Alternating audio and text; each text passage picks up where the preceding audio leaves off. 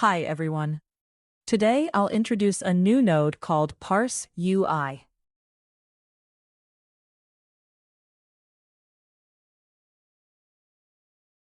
The purpose of Parse UI is to analyze all of the UI elements across the phone's entire current screen. Let me demonstrate how it works.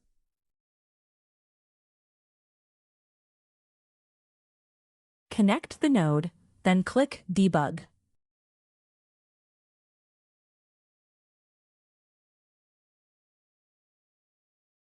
For this demonstration, switch the device used for debug to the Android 9 device.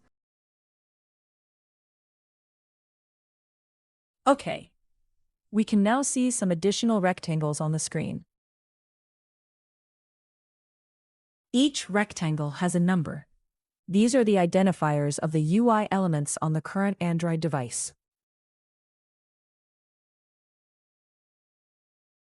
We can also inspect the detailed properties of each element. Here we can see the output of this node. It contains many items. That is because the node lists every UI element that is visible on the screen.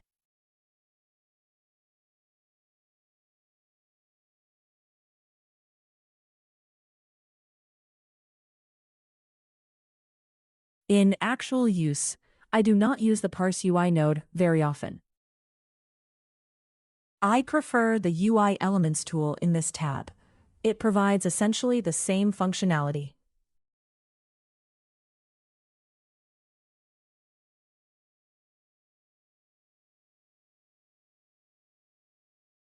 Click Scan here.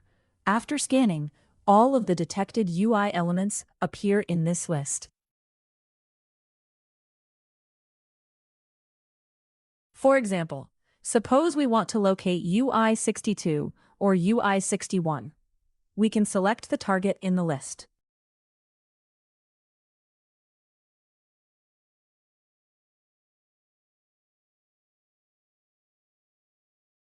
There are several nearby elements here, so let's inspect their properties. Clickable is false for these elements, while it is true for this one. Its class name is Android Image Button. Each UI element can also have a content description. We can use the content description to locate that element.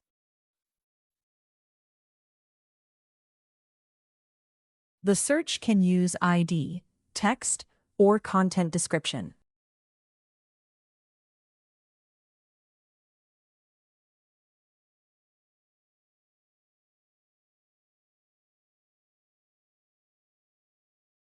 For example, let's search for the Google app. Okay, we can now see the matching element here. After locating it, what can we do with it?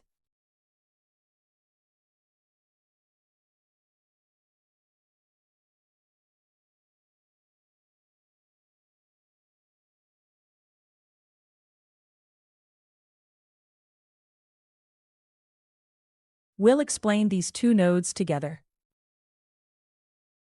In the UI tree category, there is another node called Find UI Elements. It directly locates a specific UI element and gives us information such as its position, which we can then use to tap it.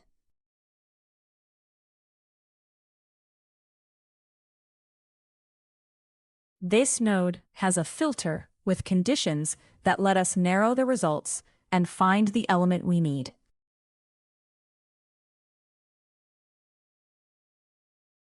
Here, we can search by ID and set the condition to equals UI 61.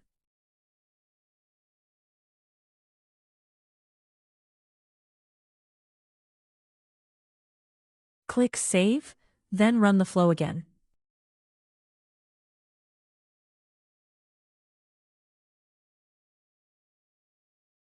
Okay, We can now see that Find UI Elements has found UI 61.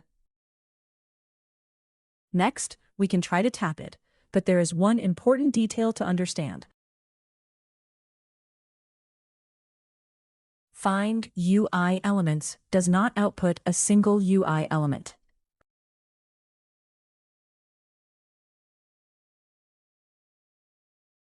It outputs items, which is an array. We need to take the first array item from this array before we can continue and, for example, tap it.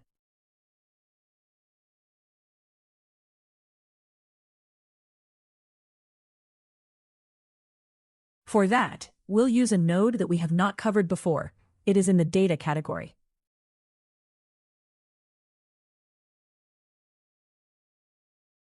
The node is called getArrayItem.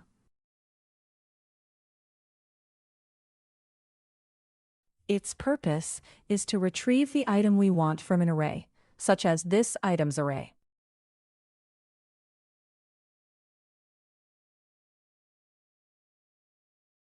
Okay, add the node, then open its parameter settings. For array source, select Find UI Elements and use its items data.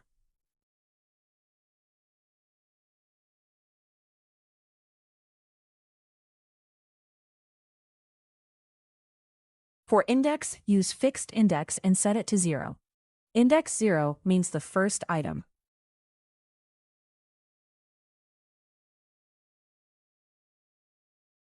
Save the node, then connect it to the flow. Now, let's run it and see the result.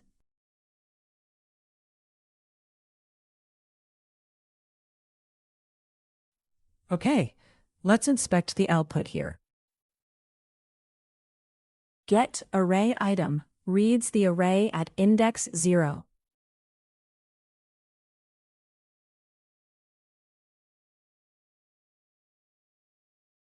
Its output is the first item from that array.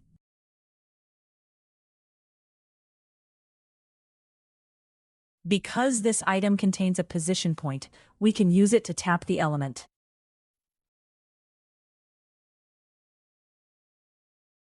Next, pass this data to a tap node.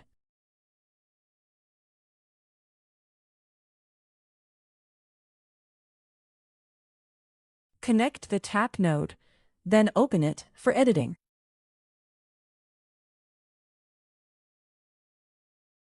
With our current connection feature, Smart Connect is available. When it finds compatible data, it automatically fills in the required input for you.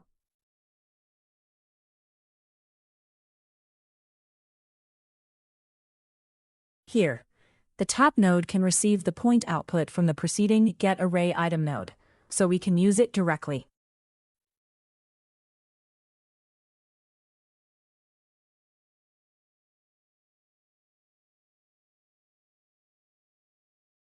Now save the configuration. Enable step mode so we can run the flow one node at a time. The next node is Find UI Elements.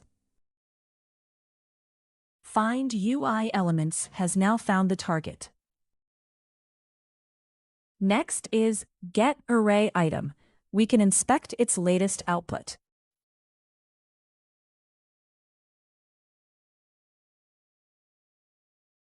The value now contains a point and a rectangle. Move to the next step, and you can see that tap clicked that location. If you develop Android apps or regularly perform testing, you can create profiles like this to reduce your workload. Especially the repetitive testing work. That is why these two nodes are explained together. One is Parse UI. The other is Find UI Elements, along with the UI Elements tool.